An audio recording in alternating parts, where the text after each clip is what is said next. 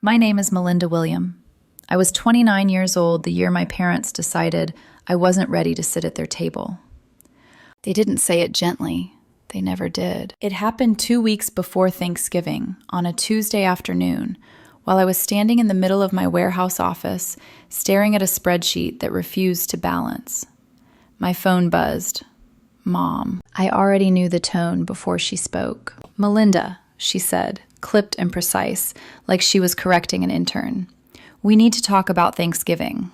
I leaned against my desk, heart tightening. Okay. We're hosting some very important guests this year, she continued. Senator Williams, the Ashfords, people who represent the kind of standard this family is known for. There it was, the pause before the verdict. You're not ready to sit with us yet. I didn't speak. My father took the phone without asking. Focus on proving yourself first, he said flatly. Come back when you've built something real. The line went dead. I stood there long after the call ended, phone still pressed to my ear, the hum of machinery and voices around me fading into nothing. I'd heard versions of that sentence my entire life. Not ready, not enough, not like the others. This time, though, something inside me went quiet. I didn't argue, I didn't beg, I didn't explain. I stayed home. While my parents polished silverware and rehearsed polite laughter with their elite friends, I stayed at my desk, sleeves rolled up, finishing a proposal that could either change everything or break me completely. That night, exhausted, I went home alone. I heated leftover soup, kicked off my shoes, and turned on the TV more out of habit than interest. And then I froze. There it was, my name, my company. Denver-based sustainable fashion startup shatters industry expectations. I sat down slowly, heart pounding, as the anchor talked about a deal that had just gone public. Numbers flashed across the screen. Analysts shook their heads in disbelief. A $200 million contract. I watched my reflection in the darkened glass of the TV, soup growing cold in my hands, realizing something monumental had happened, without my family watching. The next morning, my phone wouldn't stop buzzing, and by 9 a.m., they were waiting in my lobby. But before any of that, before the deal, the headlines, the sudden pride, I need you to understand where I came from. Because growing up in the William family was never about love. It was about ranking. My father, Carlos William, was a corporate lawyer who treated dinner conversations like boardroom negotiations. My mother, Isabella William, edited one of the most influential fashion magazines in Colorado. Her opinions shaped careers. At home, they shaped us. My older brother Diego was their crown jewel, a plastic surgeon whose face was already on billboards by 28. My younger sister Sophia wasn't far behind, closing hedge fund deals before she could legally rent a car. Then there was me, the kid sketching dresses in the margins of notebooks while they debated mergers and malpractice. Every Sunday dinner felt like a performance review. Crystal glasses, linen napkins, silent judgments. Why can't you be more like Diego? My father would say without looking at me. Sophia would smirk. What are you doing now? Still playing with fabric? My ideas about sustainable fashion were treated like a childish phase, a distraction, an embarrassment. The only person who ever sat beside me instead of across from me was my grandmother, Carmen Flores. She was a retired seamstress who'd built her business from nothing. She listened. She asked questions. She believed. You see the world differently, she'd tell me, pressing her worn sewing machine key into my palm.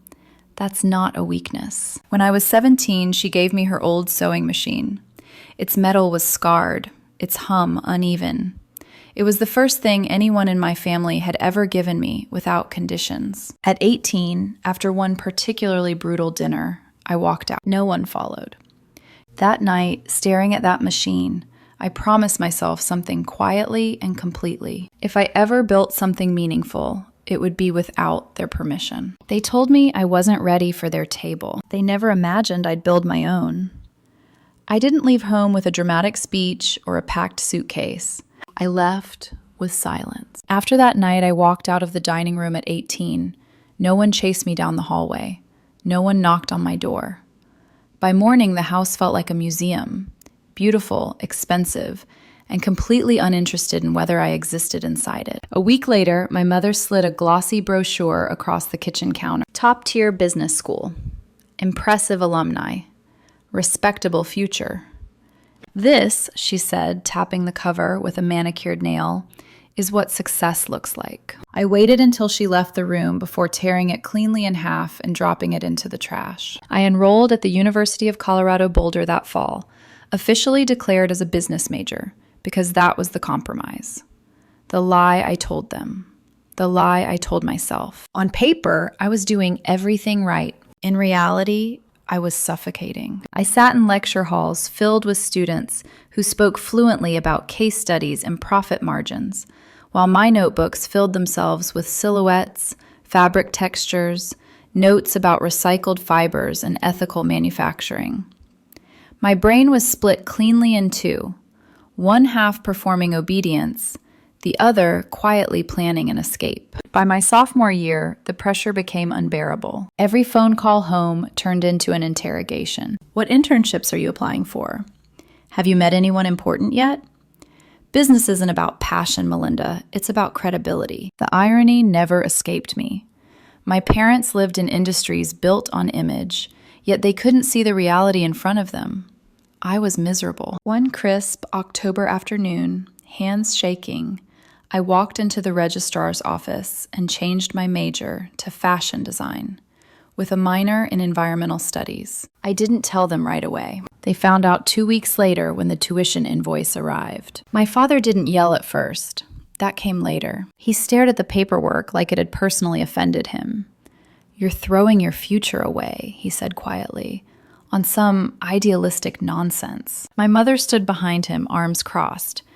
"This isn't a phase you can afford," she added. "You're embarrassing us." Diego laughed from the couch. "Good luck making rent." Sophia didn't even look surprised. "I told you she'd never take anything seriously." Then came the ultimatum. Change your major back or you're on your own. I chose on my own. The cutoff was immediate. Tuition, rent assistance, health insurance, gone. I took out loans and moved into a studio apartment that smelled like old carpet and burnt coffee. I worked nights at a cafe near campus, serving lattes to students who talked casually about weekend trips and trust funds. During the day, I lived in the design studios, learning pattern making, studying sustainable textiles, ruining fabric after fabric until my fingers were raw and my confidence thinner than thread. There were nights I cried in the bathroom so my roommates wouldn't hear. There were mornings I woke up convinced my father had been right. Ramen became a staple. So did doubt. My friends from high school posted photos from beaches and rooftop bars, while I wore the same coat 3 winters in a row. Every time my phone buzzed, some small, traitorous part of me hoped it was my family calling to say we overreacted. They never did. The only calls I answered without hesitation were from my grandmother. "Are you eating?" she'd ask. "Enough," I'd lie. "Good," she'd say anyway. "Hard roads build strong legs." She never offered money, never tried to fix anything. She just reminded me, over and over, that choosing a hard path didn't mean choosing the wrong one. My junior year nearly broke me. Between classes, work, and unpaid internships at small sustainable fashion shows, I was running on caffeine and stubbornness. One night, after a 12-hour shift followed by 4 hours in the studio, I collapsed on my floor and stared at the ceiling, convinced I was chasing something that would never love me back. That was the first time I seriously considered quitting. Not going home, just choosing something easier. But then I'd look at Carmen's sewing machine in the corner, metal chipped, motor uneven, still working after decades, and I'd remember, things worth building rarely look impressive at the beginning. My senior year, I poured everything into my thesis project, a capsule collection made from recycled plastic bottles and organic cotton. 5 pieces, clean lines, affordable silhouettes, proof, at least to myself, that sustainable fashion didn't have to look like sacrifice. The presentation went well, professors nodded, Classmates complimented the work. My family didn't come. They were too busy celebrating Sophia's promotion. I walked across the graduation stage alone, diploma in hand, scanning the crowd out of habit I should have broken years earlier. The applause felt distant, hollow, but I told myself it was enough. After graduation, reality hit hard. Denver wasn't a fashion city. I was nobody, and I had $40,000 in student debt. I took a job at Nordstrom, folding sweaters and smiling at customers who spent more on shoes than I did on rent. At night, I sketched, researched, learned, failed. I started my company with $500, a folding table, and Carmen's sewing machine. The first collection was a disaster. Fabric weights wrong, dyes bleeding, seams crooked. I made 6 pieces and sold none. I wore them around town, hoping someone would ask. No one did. So I learned. Night classes, community college workshops, conversations with textile growers at farmers markets. Slowly, painfully, things improved. By 24, I had a website, 12 designs, and my first real customer, an $80 dress. I cried after shipping it. My family still didn't call. But for the first time, I didn't feel invisible. I felt in progress, and that had to be enough. By 24, my life had narrowed into a series of small, stubborn routines. Work the sales floor by day, sketch by night. Fail quietly. Learn anyway. My 1-bedroom apartment doubled as a workshop.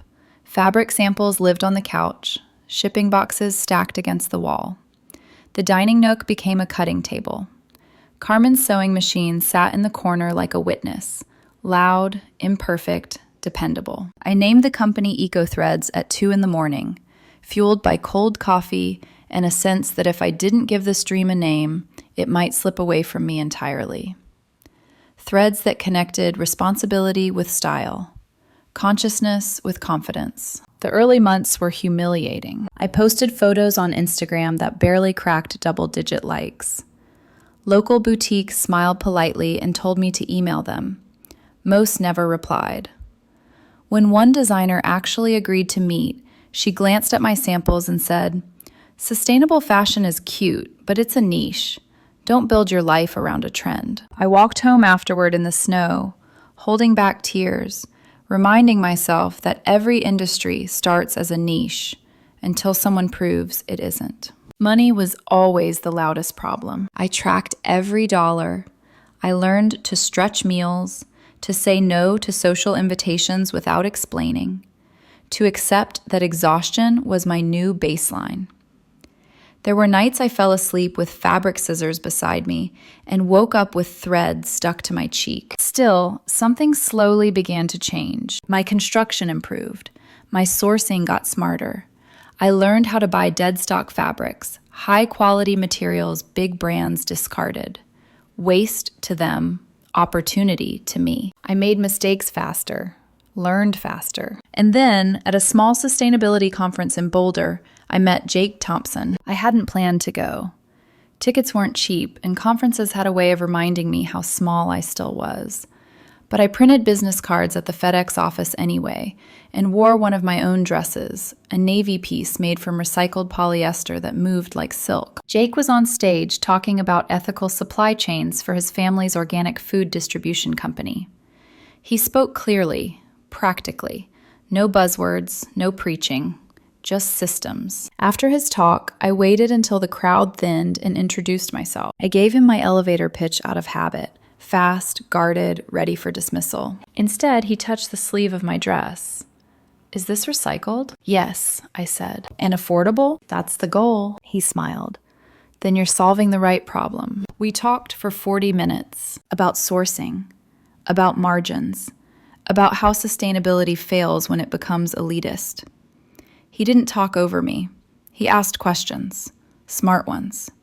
He listened like the answers mattered. We started meeting for coffee, then spreadsheets, then whiteboards. Jake brought structure, connections, manufacturing insight. I brought design, brand, and a customer instinct shaped by rejection. 6 months later, we moved EcoThreads out of my apartment and into a small warehouse space in Denver's Arts District. It smelled like concrete and potential. We hired our first employee, then our second. Jake never treated me like a charity case, never positioned himself as the savior. He worked harder than anyone else in the room, driving hours to meet textile suppliers, negotiating pricing like every cent mattered, because it did. Our breakthrough came with basics. T-shirts, hoodies, jeans, the Everyday Earth collection, recycled materials, clean silhouettes, prices that didn't scare people away. Sales jumped, then doubled, then tripled. A local magazine featured us, then another. Denver's wellness community took notice. Orders came in faster than we could fold boxes. For the first time, I allowed myself to believe we weren't pretending anymore. By 27, EcoThreads was pulling in $500,000 a year, 15 employees, 30 boutiques, a loyal online customer base. Jake and I worked late nights fueled by takeout and ambition. Our conversations blurred between logistics and philosophy. We weren't just building a brand. We were trying to prove something to an industry that had written us off. But even as success crept closer, my family remained distant. I saw them everywhere, just never with me. Diego's face smiled from billboards. Sophia's name appeared in financial columns. My mother's magazine covers stacked neatly at grocery store checkouts. My father's legal victories made headlines. They were thriving. And still, I wanted nothing they had. As Thanksgiving approached, something reckless inside me hoped again. EcoThreads had been featured in Vogue's sustainability watch list. Forbes called us promising. Surely now, they'd see me differently. I called home in early November. My mother answered on the third ring. "Hi, Mom," I said. "I was calling about Thanksgiving." She cut me off. "We're hosting very important guests this year." The words landed exactly where they always had. My father took the phone. "Your clothing project isn't there yet," he said. "Come back when you've built something real." I stared at the warehouse wall long after the call ended. Jake looked up from his laptop. "You okay?" I shook my head once. I'm done chasing a seat that was never meant for me. That night, an email landed in our inbox. Harmony Retail Group, 200 stores nationwide. Sustainable initiative. Let's talk. Jake and I looked at each other. This wasn't just a deal. This was the test. Thanksgiving week turned into a pressure cooker. Harmony wanted scale, speed, cost reductions we hadn't planned for yet. On Thanksgiving Day, while my family toasted senators and executives, I sat alone in the office when Harmony's assistant called. "Ms. Chun needs a revised proposal," she said. "Production capacity up 300%. Costs down 20%. By tonight." My heart dropped. Jake was 3 hours away with his family. I didn't hesitate. I called him. "I'm driving back," he said immediately. "We've got this." He arrived by 5. We tore the business apart and rebuilt it overnight. New suppliers, new logistics, new margins. At 11:47 p.m., I sent the proposal. At 11:58, my phone rang. "Melinda," Margaret Chun said, "we're prepared to offer EcoThreads an exclusive partnership worth $200 million over 3 years." I sat on the office couch, shaking. The lobby TV flickered. Denver startup secures record-breaking sustainable fashion deal. I didn't call my family. They'd said I wasn't ready for their table. The world had just set one for me. The night the Harmony deal went public, I didn't sleep. I sat alone on the office couch long after Jake left, staring at the exposed brick wall as if it might suddenly explain how my life had pivoted so violently in a matter of minutes. $200 million. 3 years. Nationwide distribution. It didn't feel real. It felt borrowed, like if I moved too fast, someone would tap my shoulder and tell me there'd been a mistake. Outside, Denver was quiet. Thanksgiving night quiet. Streets emptied by family dinners and wine and rituals I'd been told I wasn't ready for. My phone buzzed nonstop on the coffee table. I turned it face down. For once, I wanted the silence. By morning, there was no avoiding it. Eco-threads was everywhere. My inbox flooded with congratulations from people who had never returned my emails. Journalists wanted quotes. Industry analysts wanted interviews. Partnerships I'd once dreamed about were suddenly presented like favors they were doing me. At 7:42 a.m., Colorado Business Journal ran the headline, "Local Startup Redefines Sustainable Fashion with Record-Breaking Deal." At 8:03, Sustainable Fashion Weekly requested a cover shoot. At 8:17, my receptionist buzzed my office. "Melinda," she said hesitantly, "your family is here." I froze. Through the glass walls, I saw them in the lobby. My father in his tailored suit, my mother flawless in designer black. Sophia standing between them, power blazer perfectly pressed, phone already in her hand. They hadn't called. They hadn't asked. They'd just shown up, like success had issued them an invitation I never had. I stood slowly, smoothing my jacket, steadying my breath. This wasn't the dinner table. This was my space. I walked out. My father extended his hand first, politician smile in place. "Melinda, we saw the news." My mother nodded, eyes softer than I remembered. "We're so proud of you, mija." The word felt foreign. Practiced. Sophia jumped in quickly. "This is incredible, truly. I actually know some investors who'd love to connect. For Eco-Thread's sake, of course." There it was. The angle. I let the silence stretch. "You're proud now?" I asked calmly. My father's smile faltered just slightly. "Of course we are. You've achieved something extraordinary." When I was folding sweaters at Nordstrom to pay rent, I said evenly, "Where were you?" My mother inhaled, preparing to speak. "When I was eating ramen so I could afford fabric samples. When I was working nights and doubting everything. Where was this pride?" Sophia shifted uncomfortably. "You told me I'd never matter," I continued, looking at her. "That I was embarrassing the family." I turned back to my father. "You said my company wasn't real, that I should come back when I'd built something worth your time." The lobby felt smaller, quieter. "We were trying to motivate you," he said carefully. "No," I replied. "You dismissed me." The truth hung between us, heavy and undeniable. Sophia crossed her arms. "Family supports family." I almost laughed. "Family supports family when it's hard," I said, "not just when it makes headlines." My mother stepped forward. "Let's celebrate. Lunch, like old times." I looked at them, really looked, and saw the same people who'd excluded me days earlier. The only difference was the valuation attached to my name. "I have work to do," I said. "You know the way out." As they left, Jake appeared beside me, handing me a coffee. "That looked overdue," he said. I nodded. "I don't feel relieved." He studied me. "You don't look guilty either." He was right. That door felt closed, and for the first time, it didn't hurt. The months that followed moved fast. Eco-Threads expanded into a full floor of the warehouse. 35 employees, national logistics.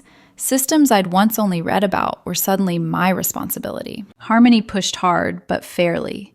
We met every benchmark, then exceeded them. My family kept trying. Texts, calls, business propositions disguised as concern. I ignored them all. Success didn't fix the wound, but it revealed it for what it was.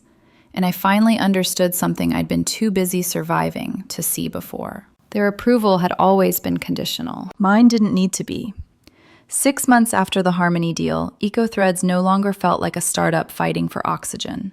It felt like a machine, alive, humming, demanding constant attention. We occupied an entire floor of the converted warehouse now.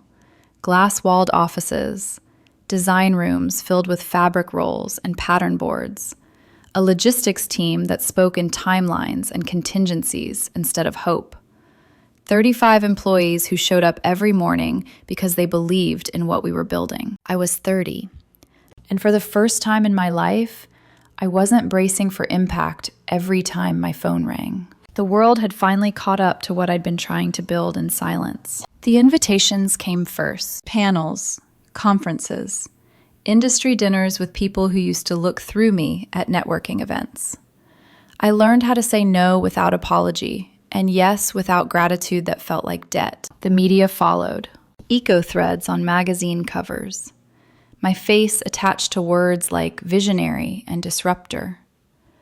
Articles praised the Harmony deal as proof that sustainable fashion wasn't just ethical, it was profitable. I should have felt triumphant. Mostly, I felt steady. The messages from my family grew more persistent. My father's assistant left voicemails about strategic conversations.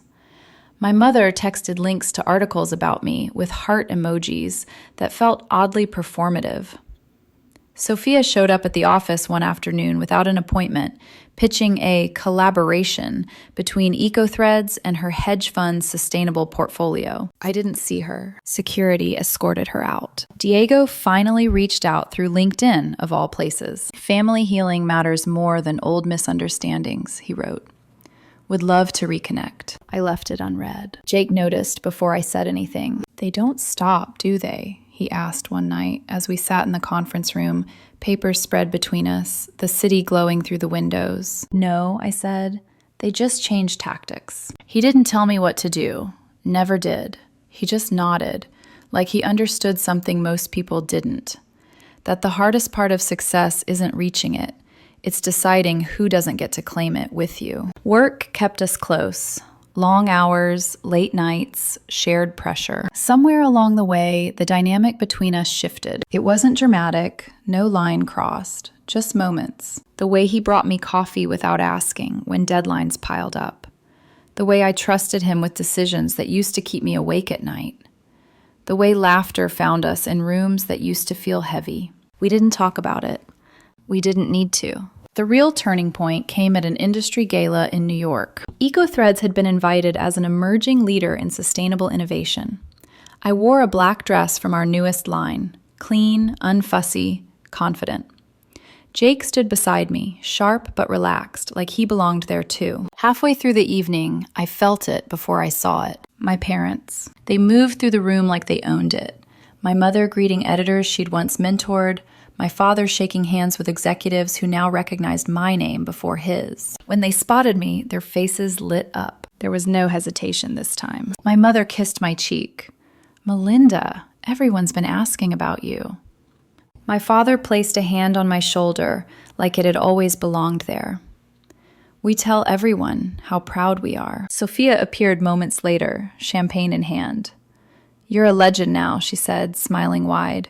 We always knew you'd do something big. Always. The word burned more than any insult ever had. I excused myself politely. Jake followed me onto the terrace overlooking the city.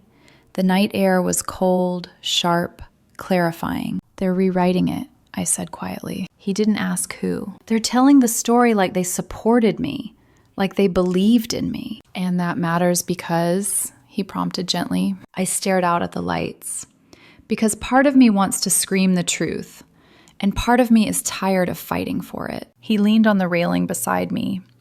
You don't owe anyone the correct version of your life. Something in his voice, steady, certain, settled something in my chest. He was right. I didn't need to correct them. The work spoke for itself. A week later, I made a decision that had nothing to do with them, and everything to do with who I wanted to be next. Using Eco-Threads profits, I launched the Carmen Flores Foundation, a $250,000 program supporting young designers from underrepresented backgrounds who wanted to build sustainable fashion businesses.